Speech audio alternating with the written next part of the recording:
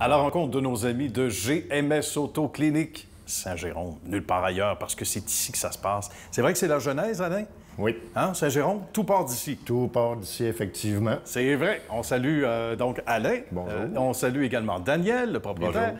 Et bien sûr, Jessie, qui représente la grande relève. Donc, bâti. On aime ça. Et c'est vrai que c'est important d'avoir la relève au sein d'une entreprise parce que, disons qu'il y a des heures de travail ici qui sont cumulées. Et on va parler de Jessie, justement, son arrivée. Mais d'abord et avant tout, on remonte en 1994. On dit que ça prend de bons piliers. Et pour Daniel, l'ami Alain est un bon pilier, il faut le dire. Comment ça a commencé, cette belle histoire de l'autre côté de la rue, là? Bien, ça a commencé, moi, je travaillais pour un autre dans le temps à Laval. OK. Puis je voulais acheter mon commerce parce que je voulais acheter là où j'étais. Bon. Sauf que mon patron ne voulait pas vendre, puis moi, je voulais travailler à mon compte. C'était réglé. J'ai dit, bien, il faut aller voir s'il y avait quelque chose à vendre. Puis j'ai arrivé ici, puis j'ai vu ça à vendre. C'était l'opportunité. Oui, exact. Donc, il y avait déjà un entrepreneur qui sommeillait en Daniel. Oui. Est-ce que Daniel le savait? Un peu pas mal. J'en doutais. Oui. Alain, comment ça a été? Le mariage professionnel, dans le fond, avec Daniel, Bon, comment ça a bien été. Ça fait longtemps qu'on se connaissait. Ouais. Et il a décidé, on part sur le garage. Je dis, on va te faire des démarches. On a parti le garage en 94, effectivement. Daniel a fait les investissements. Il a mis beaucoup de temps. Puis on s'est mis à, comment dirais-je, à progresser par la suite pour en arriver au point qu'on est aujourd'hui. À l'époque, c'était 2 portes. Il faut comprendre le langage. Ça veut dire 2 portes de garage. Donc, tu peux pas opérer ou finalement réparer 4-5 autos en même temps. C'est 2 à la fois. Ouais. Ça, c'est un garage 4 portes, c'est parce qu'il y avait 2 portes qui faisaient de la mécanique puis 2 portes qui faisaient du body. Ah, d'accord. C'était la même bâtisse, sauf qu'ils étaient répartis. Je pensais qu'il y avait 2 portes qui ouvraient plus. Non, ils ouvraient. Il ouvrait. On s'organise pour ça. Ça demande quoi quand on... Parce que là, c'est intéressant, parce que c'est le meilleur des 2 mondes, là. Le connaisseur ou les connaisseurs mécaniques, avant que Jesse arrive, il a mis son grain de sel après, on y revient, mais les connaisseurs mécaniques qui, là, mettent des sous sur la table. On connaît les besoins, on sait de quoi on a besoin, justement, comme mécano, pour notre équipe, pour être efficace, pour que les voitures rentrent, mais sortent rapidement, pour que la clientèle soit heureuse. Ça a été quoi les premiers sous? Sur quoi on s'est dit, on met sur la demande nous demandait. OK. Ici, dans la région, il n'y avait pas de gars de Montfleur. Il y avait un peu de mécanique, mais pas de la grosse mécanique. Bon. Fait qu'on s'est misé là-dessus pour aller là-dedans. Là. On fait ce que les autres font pas, Alain? Exact. C'est ça? Ça a été une partie de la clé du succès?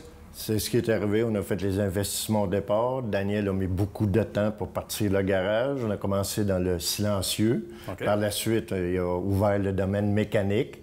On a été chercher les 2 autres portes qui ont fait 4 portes par la suite.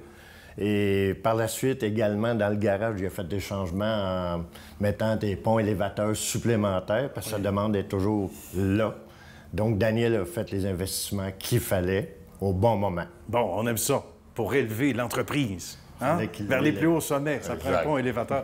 On fait bien des blagues, mais c'est vrai parce que c'est pour ça qu'on revient sur les outils qu'on doit absolument détenir. Puis ça prend des sous pour ensuite être plus efficace. Mais ça prend des investissements importants.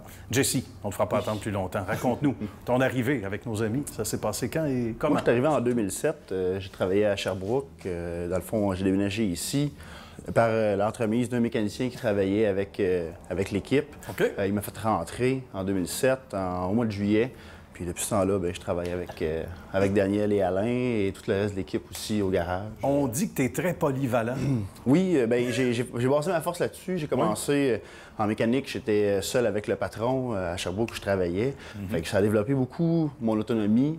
Fait que là, je faisais de tout. Je faisais du diagnostic électrique, diagnostic au niveau de l'injection, la mécanique lourde plus frein, direction, suspension. C'est des spécialités, hein? Oui. Ça semble... Oui. Sans dire facile de l'extérieur, mais c'est très, très pointu. Là. C'est de l'expérience. C'est en force d'en faire.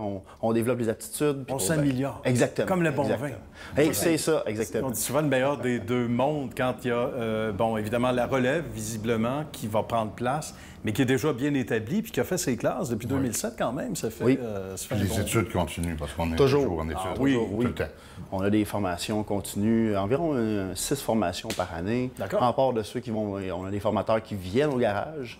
Fait qu'on a le fond, c'est le fun. Ça va permettre à tout le monde de participer dans le garage. Même des fois, au niveau des aviseurs techniques, peuvent participer avec nous parce que toutes les pièces qui sortent, les nouvelles avec l'électrification. C'est sûr, des véhicules électriques, c'est ce qu'on a à l'esprit. Ça en vient. Ben oui, on n'a pas le choix d'être à jour. au goût du jour. Est-ce que c'est ça, justement, puisqu'on y arrive, qui a le plus changé? l'arrivée des véhicules électriques où on a senti qu'il y avait un boom, là, qu'on tournait le coin puis qu'on n'avait pas le choix d'avoir de la formation continue? Bien, ça faisait longtemps quand même vu qu'on a la flotte de taxis, ça fait longtemps qu'on roule avec des véhicules qui sont hybrides. Fait qu'on a appris à apprivoiser, si on veut, l'électrification qui s'en vient déjà. Fait que ça fait déjà depuis 2012 qu'on a beaucoup de taxis qui sont électriques. Fait qu'on a appris à en travailler avec. 2012, c'était précurseur. Quand même. Il n'y en avait pas beaucoup. À moins que c'est peut-être électrique avec un fil en arrière. C'est drôle, on tourne le coin, c'est épouvantable. Non, blague à part. Mais c'est quand même quelque chose, comme disait l'autre, 2012, donc au moment où on parlait à peine. Donc ça faisait aussi partie des stratégies d'Annie. Oui, c'était tout, oui. C'était tout pensé, là. C'est pas le hasard. Ben, c'est pensé qu'on prend tout ce qui s'en vient dans de ça, là. Ben oui. On voit ce qui arrive en avant, fait on ne veut pas être en arrière des autres. Ça, c'est on fonce en avant. Jesse, bravo pour ton excellent travail déjà et la relève que tu représentes. Félicitations.